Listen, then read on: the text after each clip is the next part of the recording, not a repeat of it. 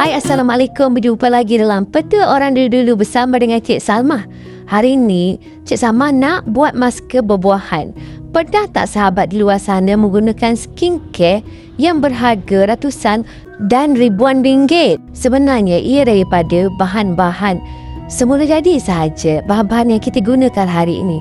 Dan Cik Salma mengungkapkan bagaimana mereka gunakan serum berbuahan untuk mengekalkan kulit awet muda.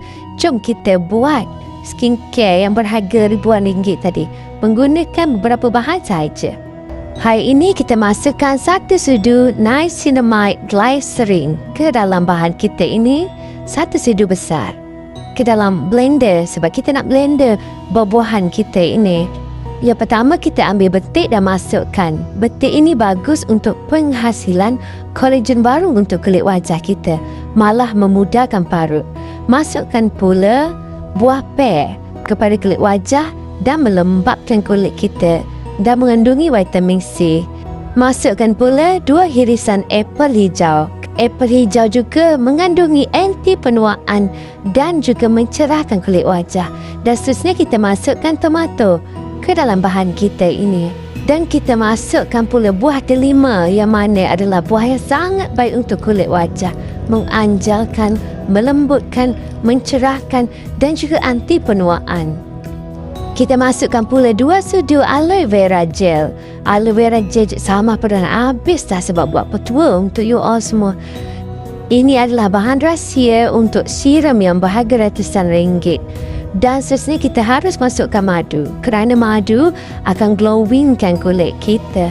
Dengan gabungan semua buah-buahan tadi menjadikan kulit kita cerah, anjal, lembut, glowing, mengelakkan daripada jerawat dan juga ia akan memperbaiki parut-parut wajah yang lama dan juga baru. Selepas itu kita masukkan pula 3 kapsul vitamin E. Vitamin E adalah yang paling penting untuk memudahkan parut dan juga melindungi kulit daripada sinaran matahari. Seterusnya kita masukkan susu segar dalam 3 sudu lah Cik Salma masukkan kerana kita akan blender bahan-bahan ini dan diletakkan atau dimasukkan ke dalam peti sejuk sebelum kita pakai. Sebelum blend tu kita kena ambil sedikit air mawar. Air mawar ini juga berfungsi menutup lubang pori-pori di muka kita dan juga menyegarkan malah memberi seri kepada muka. Kita blender sampai dia jadi halus dan hancur macam ni. Barulah senang kita nak pakai dekat muka kita. Selepas 20 minit bolehlah basuh. Sediakan mangkuk dan masukkan bahan-bahan kita tadi ke dalam mangkuk ini. Dan dah sedia dipakai. Jom kita pakai masker buah-buahan rahsia serum yang berharga ratusan ringgit. Inilah dia bahan-bahan yang kita buat tadi.